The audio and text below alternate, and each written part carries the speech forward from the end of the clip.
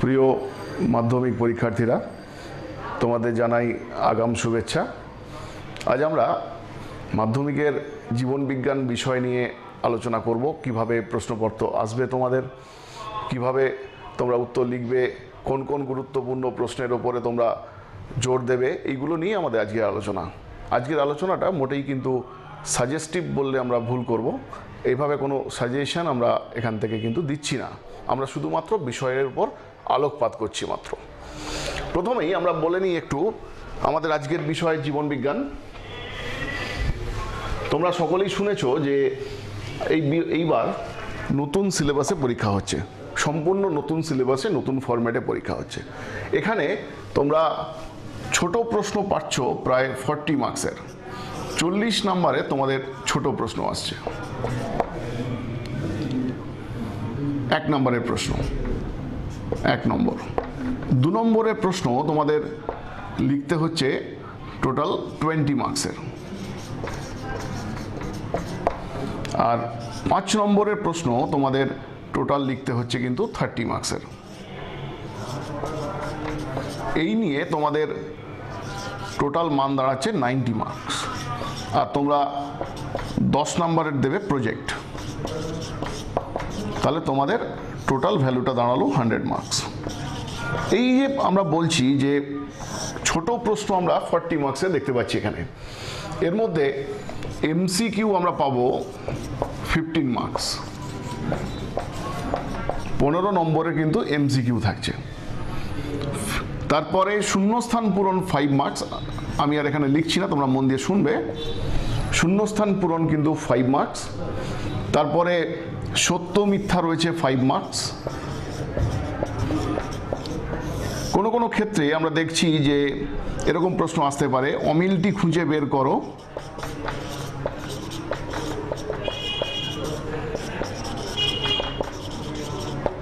বা বাম দিক ডান দিক মেলাও, এটাতেও কিন্তু আমরা 5 মার্কস পাচ্ছি। আর এক কথায় উত্তর দাও আমরা পাবো 10 মার্কস। তাহলে টোটাল আমাদের ছোট প্রশ্ন অর্থাৎ 1 নম্বরের প্রশ্ন দাঁড়াচ্ছে 40 নম্বরের। আর 2 নম্বরের প্রশ্ন আমাদের 10টি করতে হবে, 10 দুগুণে 20 নম্বর। আর 5 নম্বরের প্রশ্ন আমাদের 6টি করতে হবে, সেখানে 5 6 30। এই নিয়ে আমাদের টোটাল 90 মার্কসের থিওরিটিক্যাল এক্সামিনেশন। এইবার আমরা একটু চ্যাপ্টারগুলো নিয়ে আলোচনা করি যে আমাদের হাতে কি কি চ্যাপ্টার রয়েছে। একদম প্রথমেই আমরা জীবের যে উত্তেজিতা বিষয়টা রয়েছে, যেখানে আমরা দেখছি যে একদম শুরুতেই রয়েছে উদ্ভিদের চলন। উদ্ভিদের চলন এটি খুব গুরুত্বপূর্ণ একটা চ্যাপ্টার। তোমরা প্রত্যেকেই দেখেছো যে এই চ্যাপ্টারে মূল 3টে বিষয়ের উপর খুব জোর দেওয়া হয়। এক হচ্ছে ট্যাকটিক চলন, 2 ট্রপিক চলন, 3 ন্যাস্টিক চলন।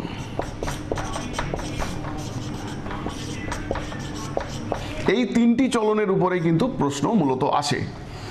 বিশেষ করে যেমন আমরা প্রথমে ট্রপিক চলনটা নিয়ে আলোচনা করি, এটা খুব বেশি ইম্পর্টেন্ট, যেখানে আমরা দেখব যে ট্রপিক চলনটি মূলত উদ্দীপকের উৎসের অভিমুখ অনুসারে হয়ে থাকে। তোমরা সকলেই জানো এটা। এইভাবে ট্রপিক চলনকে আমরা মূলত 3টে ভাগে ভাগ করি। একাধিক থাকলেও মানে 3-এর বেশি ভাগ থাকলেও আমরা কিন্তু এই 3টে বিষয়ের উপর জোর দিই, কারণ এই 3টি সিলেবাসে রয়েছে। যেমন ফটোট্রপিক চলন, ফটোট্রপিক, জিওট্রপিক এবং হাইড্রোট্রপিক। এর মধ্যে তোমরা পড়েছো যে ফটোট্রপিক, এই ফটো মানে হচ্ছে আলো। তাহলে যখন আলোক উৎসের দিকে উদ্ভিদের চলন হচ্ছে তখন তাকে আমরা ফটোট্রপিক বলছি। জিও মানে এখানে কিন্তু অভিকর্ষজ বলের কথা বলা হয়েছে। আমরা যখন দেখছি যে উদ্ভিদের চলনটা অভিকর্ষজ বলের দিকে হচ্ছে তখন সেটাকে আমরা বলছি জিওট্রপিক। অন্যদিকে জলের অনুকূলে হলে সেটা তখন হবে হাইড্রোট্রপিক। আমরা খুব কমন যদি এক্সাম্পল দিই তাহলে দেখবো যে ফটোট্রপিক চলনটা আমরা দেখতে পাই উদ্ভিদের কাণ্ডে। উদ্ভিদের কাণ্ড কিন্তু আলোর অনুকূলে বৃদ্ধি পায়, যেটাকে আমরা পজিটিভ ফটোট্রপিজম বলি। অন্যদিকে মূল বিপরীতে বৃদ্ধি পায় আলো, তাই জন্য তাকে আমরা নেগেটিভ ফটোট্রপিজম বলি। জিওট্রপিক চলনের ক্ষেত্রে আমরা দেখবো যে উদ্ভিদের মূলটা জিওট্রপিক অর্থাৎ তোমার অভিকর্ষের অনুকূলে বৃদ্ধি পায়, কাণ্ডটা অভিকর্ষের প্রতিকূলে বৃদ্ধি পায়। একইভাবে হাইড্রোট্রপিকের ক্ষেত্রেও কিন্তু মূলটা আমরা দেখবো মানে জলের অনুকূলে, কাণ্ডটা জলের প্রতিকূলে বৃদ্ধি পাচ্ছে। এর মধ্যে একটা জিনিস খুব মাথায় রাখতে হবে আমাদের, যে ফটোট্রপিক এবং জিওট্রপিক এই দুটি চলনের ক্ষেত্রে উদ্ভিদের একটি বিশেষ হরমোন দায়ী, যেটার নাম হচ্ছে অক্সিন। তাহলে অক্সিন কিন্তু কেবলমাত্র ফটোট্রপিক এবং জিওট্রপিক চলনটিকে নিয়ন্ত্রণ করে, হাইড্রোট্রপিকের ক্ষেত্রে অক্সিনের কোনো ভূমিকা নেই। এরপরে আমরা আসছি ন্যাস্টিক চলনে। আমরা এখানে দেখলাম কি যে উদ্দীপকের দিক অনুসারে চলন হচ্ছে, অর্থাৎ উদ্দীপক যেদিকে সেদিকে চলন হচ্ছে। এক্ষেত্রে আমরা ন্যাস্টিক চলনের ক্ষেত্রে দেখব যে উদ্দীপকের তীব্রতা অনুসারে কিন্তু হচ্ছে। এই জন্য ট্রপিক চলন উদ্ভিদের অপরিণত অঙ্গে হয়, কিন্তু ন্যাস্টিক চলন মনে রাখতে হবে উদ্ভিদের পরিণত অঙ্গে হয়। আর ন্যাস্টিক চলনে কিন্তু কোনোরূপ অক্সিনের কোনো ভূমিকা নেই। ন্যাস্টিক চলন তোমরা দেখবে নর্মালি 5 ধরনের ন্যাস্টিক চলন আমরা দেখতে পাই। যেমন ধরো ফোটোন্যাস্টিক চলন। এই যে ফোটোন্যাস্টিক, আমরা একটু আগে বলেছি ফোটো মানে হচ্ছে এখানে আলোক। তাহলে আলোর তীব্রতা অনুসারে, এখানে আলো বলতে অবশ্যই সূর্যালোককে বোঝানো হয়েছে, যে সূর্যালোকের তীব্রতা অনুসারে যে চলন হচ্ছে তাকে আমরা ফোটোন্যাস্টিক বলছি। যেমন দেখো পদ্মফুল দিনের বেলা ফুটছে কিন্তু রাত্রিবেলা বন্ধ হয়ে যাচ্ছে, তার কারণ দিনের বেলা আলোর ঘনত্বটা বেশি, রাত্রিবেলা আলোর ঘনত্বটা কম। আলোর উপরে ভিত্তি করে রসস্ফীতি চাপে তারতম্য হচ্ছে, এই কারণেই ফুলটা ফুটছে আবার রাত্রিবেলা বন্ধ হয়ে যাচ্ছে। এটা হচ্ছে ফোটোন্যাস্টিক চলন।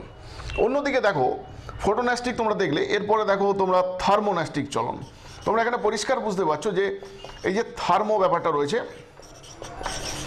এটা উষ্ণতাকে ইন্ডিকেট করা হয়েছে, উষ্ণতাকে নির্দেশ করা হয়েছে। তাহলে এই যে থার্মোন্যাস্টিক, উষ্ণতার প্রভাবে উদ্ভিদের যে পরিণত অঙ্গে যে চলন ঘটছে তাকে আমরা থার্মোন্যাস্টিক বলছি। যেমন আমরা উদাহরণস্বরূপ বলতে পারি যে টিউলিপ ফুল অধিক উষ্ণতায় ফুটছে, আবার যখনই দিনের তাপমাত্রা কমছে তখনই কিন্তু ফুলটা বন্ধ হয়ে যাচ্ছে, মানে মুদে যাচ্ছে। তাহলে এটা হচ্ছে থার্মোন্যাস্টিক। নিকটিন্যাস্টিকে দেখবে যে আলোক এবং উষ্ণতা এই দুটো প্রভাবও কি একসাথে কাজ করছে। এক্ষেত্রে কিন্তু আমাদের প্রত্যেকটার উদাহরণ দিতে হবে, এটা যেন মাথায় থাকে। নিকটিন্যাস্টিকে আমরা দেখব যে বাবলা গাছের পাতা অধিক আলোক মানে সূর্যালোকের পরিমাণ বা তার তীব্রতা যখন বেশি থাকে বা উষ্ণতা যখন বেশি থাকে স্বাভাবিকভাবেই, তখন কিন্তু বাবলা পাতা ফোলে, আবার ঠিক বিপরীত অবস্থা বাবলা পাতাগুলো বন্ধ হয়ে যায়। তোমরা লজ্জাবতীর পাতায় হাত দিলে দেখেছো পাতাগুলো মুড়ে যাচ্ছে, এটা খেয়াল করে দেখেছো যে লজ্জাবতী গাছের পাতায় হাত দিলে পাতাগুলো মুড়ে যাচ্ছে।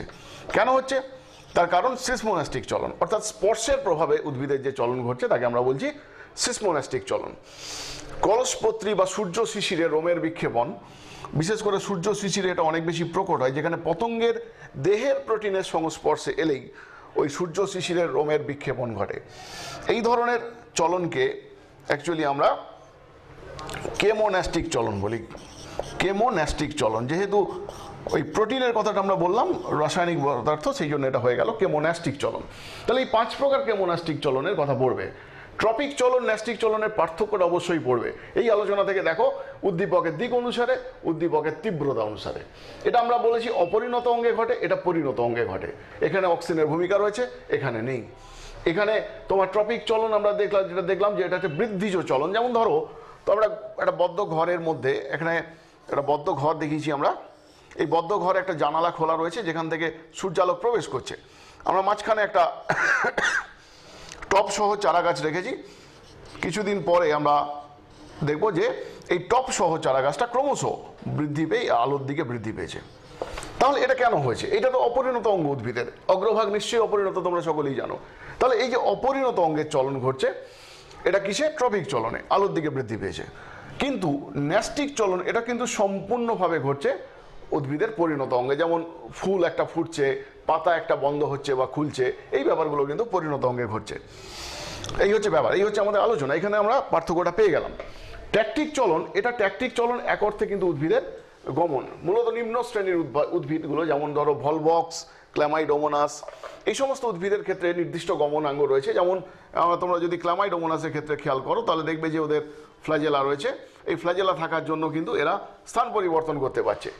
উদ্ভিদের এই যে স্থান পরিবর্তন তাকে আমরা বলছি ট্যাকটিক চলন। ট্যাকটিক চলনের ক্ষেত্রে তোমরা পাচ্ছ ফটোট্যাকটিক, অ্যালোর উদ্দীপকের প্রভাবে হাইড্রোট্যাকটিক, এই যে ব্যাপারগুলো এগুলো তোমরা একটু ভালো করে পড়বে। তাহলে আমরা উদ্ভিদের চলনটা নিয়ে আলোচনাটা শেষ করলাম। এরপরে আমরা চলে যাব কিন্তু পরবর্তী অংশে, যেখানে আমরা পাবো যে উদ্ভিদ হরমোন। উদ্ভিদ হরমোনের মধ্যে তোমরা উদ্ভিদ হরমোনের বৈশিষ্ট্যটা খুব ভালো করে পড়বে। উদ্ভিদ হরমোন কোথা থেকে খরিত হয়, তার প্রকৃতি কি, কিভাবে কাজ করে, এগুলো একটু তোমরা দেখবে। উদ্ভিদ হরমোনের বৈশিষ্ট্যটা কিন্তু তোমাদের কাছে খুব গুরুত্বপূর্ণ একটি প্রশ্ন। এরপরে আমরা কিছু ছোট প্রশ্ন দেখবো উদ্ভিদ হরমোন থেকে। যেমন ধরো তোমাকে বললো যে বৃদ্ধিতে সাহায্যকারী একটি হরমোনের নাম বলো, তাহলে আমরা কি বলবো? অক্সিন, জিব্বারেলিন, কাইনিনের মধ্যে যে কোনো একটি নাম আমরা বলবো। অন্যদিকে যদি আমাদের বলে যে বৃদ্ধি রোধক হরমোন, সেক্ষেত্রে কিন্তু আমরা ইথিলিন বা অ্যাবসিসিক অ্যাসিডের নাম নেব। আবার যদি আমাদের বলে যে একটি বৃদ্ধি বিলম্বকারক হরমোনের নাম লেখো, সেক্ষেত্রে আমরা লিখব ক্লোরোকোলাইন ক্লোরাইড। মূলত উদ্ভিদ হরমোন প্রাকৃতিক হয় আর সিনথেটিক হয়। সিনথেটিক মানে কৃত্রিম হরমোন, সিনথেটিক হরমোন মানে সিনথেটিক ফাইটো হরমোনস মানে কৃত্রিম হরমোনস। এখানে কিছু পুরো নাম আছে, তাদের কাজ তোমরা জানবে। যেমন 2,4-D 2,4-ডাইক্লোরোফেনক্সিঅ্যাসিটিক অ্যাসিড, যেটা মূলত আগাছা নির্মূলে কাজে লাগে। MCPA তোমরা জানো যে 2,4-মিথাইল ক্লোরোফেনক্সিঅ্যাসিটিক অ্যাসিড। তারপরে IBA indole butyric acid, IAA indole acetic acid. Indole acetic acid যদিও অক্সিনের রাসায়নিক নামও বটে, তাহলেও এটাকে ল্যাবরেটরিতে তৈরি করা হয়। তারপরে IPA ইন্ডোল প্রোপায়নিক অ্যাসিড। মোটামুটি এই জিনিসগুলো তোমরা একটু ভালো করে দেখবে। আমরা কয়েকটা উদাহরণ এখানে দিলাম। যাই হোক, 2,4-Dর কথা আমরা বললাম যে আগাছা নির্মূল করে। IBA যেমন বীজবিহীন ফল গঠন করে। এগুলো একটু তোমরা সকলে দেখে রাখবে। এইবার আমরা মূলত অক্সিন, জিব্বারেলিন, কাইনিন নিয়ে আলোচনা করব। এই তিনটি হরমোনের ক্ষেত্রে এদের উৎস এবং কাজটা খুব ভালো করে করবে।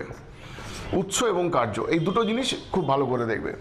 অক্সিনের ক্ষেত্রে ধরো তোমাকে দিল যে অক্সিনের 3টি কাজ উল্লেখ করো। আমরা অনেক সময় বুঝতে পারি না যে কোন পয়েন্টটি আমাদের পক্ষে গুরুত্বপূর্ণ, কিন্তু অক্সিনের মূল কাজের দিকে যদি আমরা আলোকপাত করি তাহলে দেখবো এটা মূলত বৃদ্ধিতে সাহায্য করে। এটা একটা গ্রোথ হরমোন। উদ্ভিদের বৃদ্ধি কোথায় থাকে না, অক্সিন মূলত খরিত হয় এপিক্যাল পার্ট, অর্থাৎ অগ্রমুকুল মানে শীর্ষস্থানে, মানে কাণ্ড বা মূলের শীর্ষ অংশে অক্সিন খরিত হয় এবং সেখানেই সঞ্চিত হয়ে বৃদ্ধি ঘটায়। তাহলে উদ্ভিদের বৃদ্ধিতে সাহায্য করে। Actually auxin helps in the growth of plant cells in the apical part, অর্থাৎ অগ্রভাগে, উদ্ভিদের মূল বা কাণ্ডের অগ্রভাগে কোষের বিভাজনে সাহায্য করে। অর্থাৎ it initiates the mitotic cell division of the plant cells, অর্থাৎ উদ্ভিদ কোষের মাইটোসিস কোষ বিভাজনে এটা সাহায্য করছে, এটা উদ্দীপক হিসেবে কাজ করছে। তাহলে বৃদ্ধিতে যেহেতু যখন দেখবে যে একাধিক কোষ উৎপন্ন হচ্ছে, দ্রুত অনেক কোষ উৎপন্ন হচ্ছে, তখন স্বাভাবিকভাবে উদ্ভিদের সেই অঙ্গটা বৃদ্ধি পাবে। এছাড়া আরেকটা খুব ইম্পর্টেন্ট জিনিস রয়েছে, যেমন অগ্রস্থ প্রকটতায় সাহায্য। এই জায়গাগুলো না দিলে কিন্তু তোমাদের নম্বর কমতে পারে। অগ্রস্থ প্রকটতায় সাহায্য, অগ্রস্থ প্রকটতায় সাহায্যের ক্ষেত্রে তোমরা দেখবে যে অক্সিন কাক্ষিক মুকুলের বৃদ্ধিকে রোধ করে অগ্রমুকুলের বৃদ্ধিকে ত্বরান্বিত করে বা প্রাধান্য দেয়। সেই জন্য আমরা সেটাকে বলছি অগ্রস্থ প্রকটতা। এর ফলে উদ্ভিদ কিন্তু তার দৈর্ঘ্যে বৃদ্ধি পায়। তাহলে এই যে মূল দুটো কাজ আমরা বললাম, এটা কিন্তু তোমাদেরকে উল্লেখ করতে হবে। এছাড়া কিন্তু অক্সিনের আরেকটি গুরুত্বপূর্ণ কাজ হলো উদ্ভিদের ট্রপিক চলনে সাহায্য করে, যেটা একটু আগে আমরা আলোচনা করেছি। এরপরে দেখো আমরা জিব্বারেলিন নিয়ে আসছি। জিব্বারেলিন, যেটাকে আমরা জিব্বারেলিক অ্যাসিডও বলি। বইতে তোমরা পড়েছো প্রায় 130 টাইপসের জিব্বারেলিক অ্যাসিড পাওয়া গেছে, যেটাকে আমরা নাম দিই এভাবে GA1, GA2, GA3, এরকম করে করে আমরা GA130 বলি। এর মধ্যে মোস্ট কমন যেটা পাওয়া যায় সেটা হচ্ছে GA3। জিব্বারেলা ফুজিকোরি নামক ছত্রাক থেকে প্রথম এটা শর্ট আউট হয়েছিল, মানে আবিষ্কৃত হয়েছিল। এই GA3টা এটা হচ্ছে মোস্ট কমন জিব্বারেলিন বা জিব্বারেলিক অ্যাসিড। যাই হোক, জিব্বারেলিনের মূল কাজ যেটা দেখো, যে এটাও কিন্তু একটা বৃদ্ধি হরমোন। এটা also helps in the growth of plant, অর্থাৎ উদ্ভিদের বৃদ্ধিতে এটা সাহায্য করে। দ্বিতীয়ত, এটা কিন্তু উদ্ভিদের পর্ব মধ্যে সঞ্চিত হয়। পর্ব মধ্যে তোমরা কি জানো? পর্ব মধ্য বলতে যে যেখান থেকে কাণ্ড বেরোচ্ছে সেটাকে আমরা পর্ব বলি, কাণ্ডের শাখা বেরোচ্ছে, কাণ্ডের শাখা বা পাতা উৎপন্ন হচ্ছে সেটাকে আমরা কি বলছি? পর্ব। তাহলে এই যে মাঝের অংশটা, এটাকে আমরা কি বলছি বলতো? পর্ব মধ্য। তাহলে এই যে পর্ব মধ্যে জিহ্বারেলিন সঞ্চিত হয় কি করে? পর্ব মধ্যের দৈর্ঘ্যটাকে বৃদ্ধি করে, তার ফলে উদ্ভিদের দৈর্ঘ্যে বৃদ্ধি ঘটে। এছাড়া বীজের সুপ্তাবস্থা ভঙ্গ করতেও কিন্তু মূল দায়ী হরমোনটির নাম হচ্ছে জিহ্বারেলিক অ্যাসিড। এরা মূলত কি করে? যেটা আলফা অ্যামাইলেজকে উদ্দীপিত করে, যেটা কি করে? বীজে সঞ্চিত অদ্রবণীয় শ্বেতসারকে দ্রবণীয় গ্লুকোজে পরিণত করে।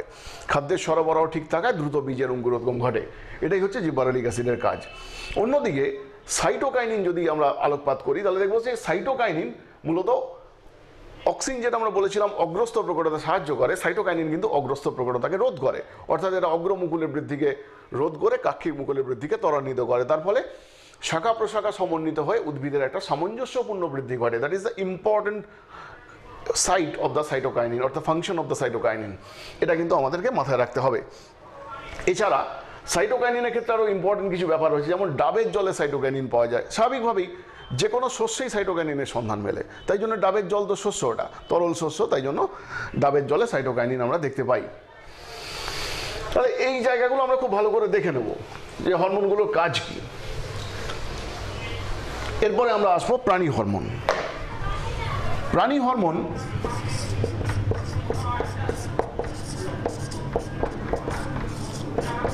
উদ্ভিদের যেমন নির্দিষ্ট কোনো অঙ্গ নেই হরমোনের, মানে কোনো নির্দিষ্ট এরিয়া মানে নির্দিষ্ট কোনো গ্রন্থি থেকে হরমোনটা খরিত হয় না, প্রাণীদের ক্ষেত্রে কিন্তু বিষয়টা আলাদা। প্রাণীদের নির্দিষ্ট গ্রন্থি রয়েছে এবং এই গ্রন্থিগুলোকে আমরা বলি অন্তঃক্ষরা গ্রন্থি। অন্তঃক্ষরা গ্রন্থি বা অনাল গ্রন্থি।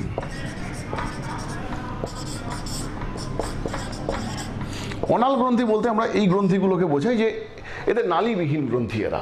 তাহলে তোমার ক্ষরণ পদার্থটা গ্রন্থি কোষের মধ্যেই সঞ্চিত থাকছে এবং ব্যাপন প্রক্রিয়া বাইরে বেরিয়ে আসছে, এই জন্যই এদের গ্রন্থিটা এরকম নাম। আমাদের দেহে যত অন্তঃক্ষরা গ্রন্থি রয়েছে তাদেরকে আমরা দুভাগে ভাগ করি। এই জায়গাটা তোমাদের একটু জেনে রাখা দরকার। যেমন একটা হচ্ছে স্থায়ী অন্তঃক্ষরা গ্রন্থি, আরেকটা হচ্ছে অস্থায়ী অন্তঃক্ষরা গ্রন্থি। স্থায়ী অন্তঃক্ষরা গ্রন্থি কোনগুলো? যেমন ধরো পিটুইটারি গ্রন্থি, আমাদের মস্তিষ্কের স্ফেনয়েড অস্থির সেল্লা টার্সিকা প্রকোষ্ঠে থাকে। তারপরে ধরো থাইরয়েড গ্রন্থি, যেটা আমাদের গ্রীবাদেশে থাকে। অগ্নাশয়, যেটাকে মিশ্র গ্রন্থিও বলা হয়, কারণ বৈক্ষরা এবং অন্তঃক্ষরা উভয় ধরনের অংশ নিয়ে গঠিত হয়। অ্যাড্রিনাল গ্রন্থি, যেটা বৃক্কের উপরে থাকে। শুক্রাশয়, ডিম্বাশয়, পুরুষদের ক্ষেত্রে শুক্রাশয়, স্ত্রীদের ক্ষেত্রে ডিম্বাশয়। এগুলো হচ্ছে স্থায়ী অন্তঃক্ষরা গ্রন্থি। অন্যদিকে যদি তোমরা অস্থায়ী অন্তঃক্ষরা গ্রন্থির দিকে তাকাও, যেটা দেখবে যে তোমার প্লাসেন্টা, যেটাকে আমরা অমরা বলি বাংলায়, প্লাসেন্টা শুধুমাত্র গর্ভাবস্থায় গঠিত হয়, গর্ভাবস্থা কেটে গেলেই কিন্তু প্লাসেন্টা অবলুপ্ত হয়। অন্যদিকে আবার থাইমাস নামক গ্রন্থি, যেটা কেবলমাত্র মানে শৈশবাবস্থায় সক্রিয় থাকে, পরবর্তীকালে সেটা নিষ্ক্রিয় হয়ে যায়, সেই গ্রন্থিগুলোকে আমরা অস্থায়ী অন্তঃক্ষরা গ্রন্থি বলছি। এইবার প্রাণী হরমোনের ক্ষেত্রে একটা বড় ব্যাপার, যেটা উদ্ভিদ হরমোনের সাথে এদের মেইন ডিফারেন্স, যেটা যে প্রাণী হরমোন মূলত প্রোটিন ধর্মী বা স্টেরয়েড ধর্মী হয়, অন্যদিকে উদ্ভিদ হরমোন কিন্তু প্রোটিন ধর্মী বা অ্যামাইনো ধর্মী হয়। তো এই যে প্রাণী হরমোনের ব্যাপারটা দেখো, এই যে অন্তঃক্ষরা গ্রন্থি থেকে খরিত হয়ে রক্ত বা লসিকার মাধ্যমে নির্দিষ্ট লক্ষ্য কোষ অর্থাৎ টার্গেট সেলে পরিবাহিত হয়, সেখানে কাজ করে, কাজ করার পর কিন্তু হরমোনটা ধ্বংস হয়ে যায়। এটা তোমরা সকলেই জানো।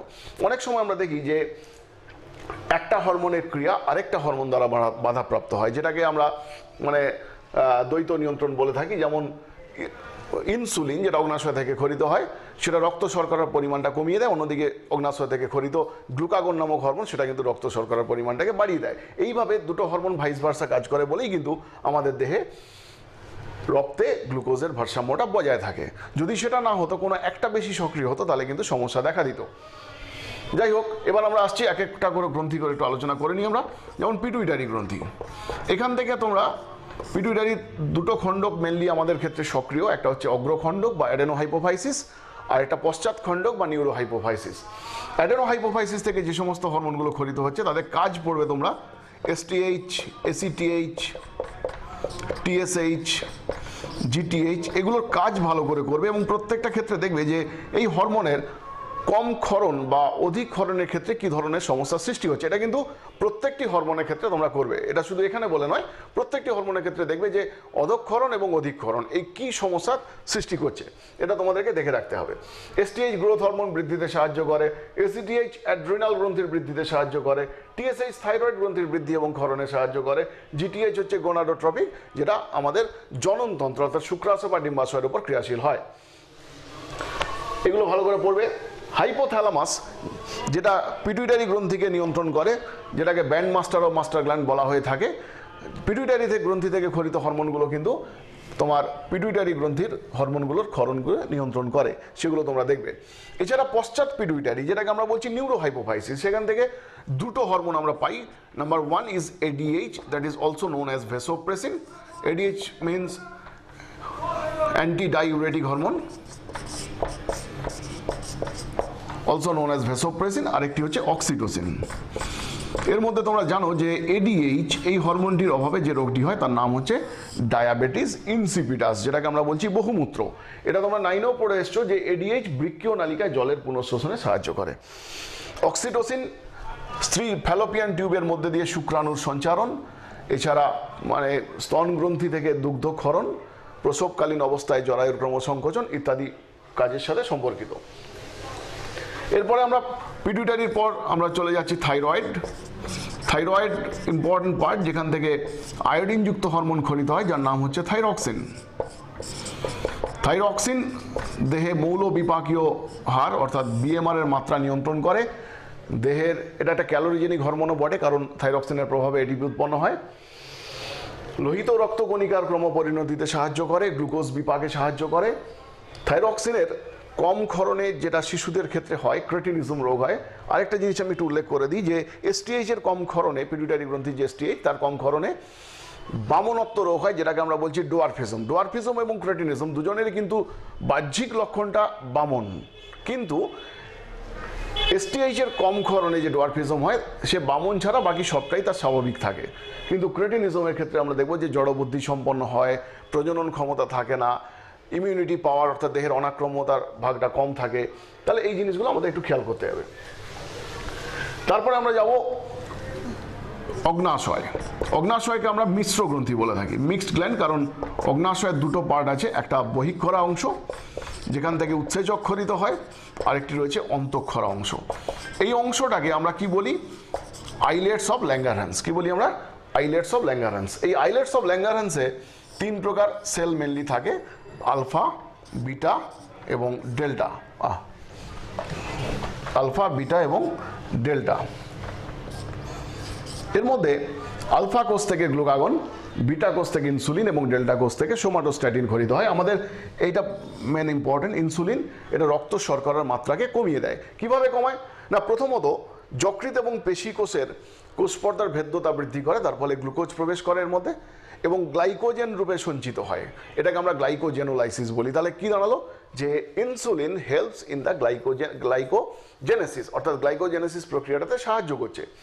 আবার যকৃৎ এবং পেশি কোষে গ্লাইকোজেন থেকে গ্লুকোজ সংশ্লেষটাকে আটকাচ্ছে, তাহলে it inhibits the synthesis of glucose from the glycogen. Okay, তাহলে গ্লাইকোজেনেসিসকে আটকাচ্ছে। এছাড়া নিওগ্লুকোজেনেসিস, অর্থাৎ কার্বোহাইড্রেট নয় এমন পদার্থ থেকে কার্বোহাইড্রেট সংশ্লেষটাকে কিন্তু এরা রোধ করছে, তার ফলে আমাদের দেহে রক্ত শর্করার মাত্রাটা বজায় থাকছে। স্বাভাবিকভাবেই ইনসুলিন দেহে কমে গেলে কি হতে পারে? ডায়াবেটিস মেলিটাস বা মধুমেহ রোগের শিকার হতে পারে মানুষ। তাহলে এইগুলো মোটামুটি আমাদেরকে দেখতে হবে কাজ এবং তাদের মানে এই হরমোনগুলোর অভাবজনিত অবস্থা কি। এরপর আমরা আসছি অ্যাড্রিনাল গ্রন্থি। অ্যাড্রিনাল গ্রন্থির ক্ষেত্রে অনেক সময় আমরা ছাত্রদের উত্তর দিতে দেখেছি যে অ্যাড্রিনাল গ্রন্থিতে দুটো অংশ আছে, একটু শুনে নাও তোমরা ভালো করে। কর্টেক্স বা বহিস্তর, তারপরে আমি ব্যাপারটা বলছি। আরেকটা হচ্ছে মেডালা বা অন্তঃস্তর। এর মধ্যে কর্টেক্স একটা অন্তঃক্ষরা অংশ, মেডালা একটা অন্তঃক্ষরা অংশ। আমাদের মেডালাটা পড়তে হয়, যেখানে আমরা পাবো অ্যাড্রিনালিন নামক একটি হরমোন।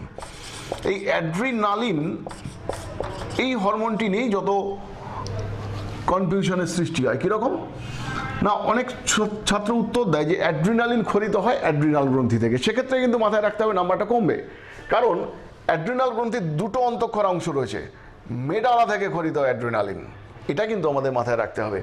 অ্যাড্রিনালিনকে আমরা কি বলি? জরুরিকালীন হরমোন বা সংকটকালীন হরমোন। কারণ টেনশন বা উত্তেজনা এই সমস্ত ক্ষেত্রে অ্যাড্রিনালিন ক্ষরিত হয় এবং দেহকে সব রকমভাবে প্রতিরোধক্ষম করে তোলে। দেহের শ্বসনার বৃদ্ধি করে, এটিপি উৎপাদন বাড়িয়ে দেয়, অর্থাৎ এনার্জি লেভেলটাকে বাড়িয়ে দেয়। এই জন্য আমরা অ্যাড্রিনালিনকে সংকটকালীন হরমোন বলে থাকি। তাহলে অ্যাড্রিনাল গ্রন্থি কিন্তু থাকে কোথায় বলো তো? এটা থাকে কিন্তু বৃক্কের ওপরে, মানব বৃক্কের ওপরে এরকম ত্রিভুজাকৃতি গ্রন্থি, এটা হচ্ছে অ্যাড্রিনাল, দুদিকেই থাকে। তাহলে আমাদের হয়ে গেল অ্যাড্রিনাল গ্রন্থি। এবার আমরা আসবো শুক্রাশয়। শুক্রাশয় পুরুষদের ক্ষেত্রে অগ্নাশয় ছাড়া অপর যে মিশ্র গ্রন্থিটি থাকে তার নাম কিন্তু শুক্রাশয়। এই শুক্রাশয় থেকে যেমন শুক্রাণু উৎপন্ন হয়, তেমনি অপর একটি ইম্পর্টেন্ট হরমোন ক্ষরিত হয় যার নাম হচ্ছে টেস্টোস্টেরন। এই টেস্টোস্টেরন শুক্রাশয়ের লিডিগের আন্তর্কোষ থেকে ক্ষরিত হয়। এই জায়গাটা খেয়াল রাখবে, শুক্রাশয় থেকে ক্ষরিত হয় না, কিন্তু শুক্রাশয়ের লিডিগের আন্তর্কোষ থেকে ক্ষরিত হয়। এটা আমাদের মাথায় রাখতে হবে, তারপরে কিন্তু আমরা নাম্বারটা পুরোপুরি পাবো। টেস্টোস্টেরন এর কাজ হচ্ছে শুক্রাশয়ের বৃদ্ধি, শুক্রাণু উৎপাদন, তারপরে পুরুষদের ক্ষেত্রে পুরুষালী বৈশিষ্ট্যের প্রকাশ, এইগুলোতে সাহায্য করছে। অন্যদিকে অগ্নাশয় ছাড়া স্ত্রীদের যে অপর মিশ্র গ্রন্থি তার নাম হচ্ছে ডিম্বাশয়। ডিম্বাণু উৎপাদন ছাড়াও আমরা ডিম্বাশয় থেকে কিন্তু কয়েকটি হরমোন পাই। যেমন ডিম্বাশয়ের দুটো অন্তঃক্ষরা অংশ রয়েছে, দেখো, একটা হচ্ছে পরিণত ডিম্বথলি বা গ্রাফিয়ান ফলিকল,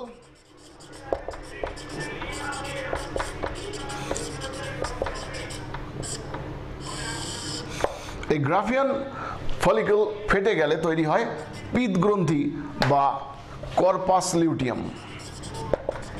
এই শব্দগুলোর সঙ্গে কিন্তু তোমাদের ভীষণভাবে পরিচিত হতে হবে, কোনো একটা শব্দ জানলে চলবে না, প্রশ্নে সব রকম শব্দ ব্যবহারের প্রবণতা থাকবে। গ্রাফিয়ান ফলিকল, এখান থেকে আমরা পাচ্ছি ইস্ট্রোজেন। তোমরা সকলেই জানো এটা ইস্ট্রোজেন স্ত্রীদের একটি গুরুত্বপূর্ণ হরমোন, ডিম্বাণু উৎপাদনের সাথে সম্পর্কিত। এছাড়া মানে স্ত্রী দেহের ক্ষেত্রে যে সমস্ত মানে স্ত্রী সুলভ বৈশিষ্ট্য এগুলো প্রকাশও সাহায্য করে। এছাড়া যৌন চক্র নিয়ন্ত্রণ করে ইস্ট্রোজেন। অন্যদিকে কর্পাস লিউটিয়াম থেকে আমরা দুটি হরমোন পাই, একটি হচ্ছে প্রোজেস্টেরন। প্রোজেস্টেরন যেমন যৌন চক্র নিয়ন্ত্রণ করে, কিন্তু আরেকটা খুব ইউনিক কাজ আছে প্রোজেস্টেরনে, যেটা হচ্ছে ভ্রূণের রোপণ এবং প্লাসেন্টা গঠন, যেটা কিন্তু ইস্ট্রোজেনের নেই, এটা মাথায় রাখতে হবে আমাদেরকে। এছাড়া রয়েছে রিল্যাক্সিন, এটা প্রসবকালীন অবস্থায় কাজে লাগে। তাহলে আমরা প্রত্যেকটা হরমোন সম্পর্কে, মানে ডিম্বাশয়, শুক্রাশয়, প্রত্যেকটা হরমোন সম্পর্কে কিন্তু আমরা একটা ওভারঅল আলোচনা করলাম। তাহলে আমরা প্রত্যেকটা ক্ষেত্রেই বলছি যে হরমোনগুলোর কাজ কোথা থেকে ক্ষরিত হচ্ছে এবং সেই সমস্ত হরমোনের বেশি ক্ষরণে কি হয়, কম ক্ষরণে কি হয়, এগুলো আমাদেরকে একটু মাথায় রাখতে হবে। এগুলোর উপর আমি ভীষণভাবে আলোকপাত করছি। মোটামুটি আমার মনে হয় যে আমরা যতটুকু সম্ভব এই কম সময়ের মধ্যে আলোকপাত করেছি। আজকে আমরা এইখানেই শেষ করছি।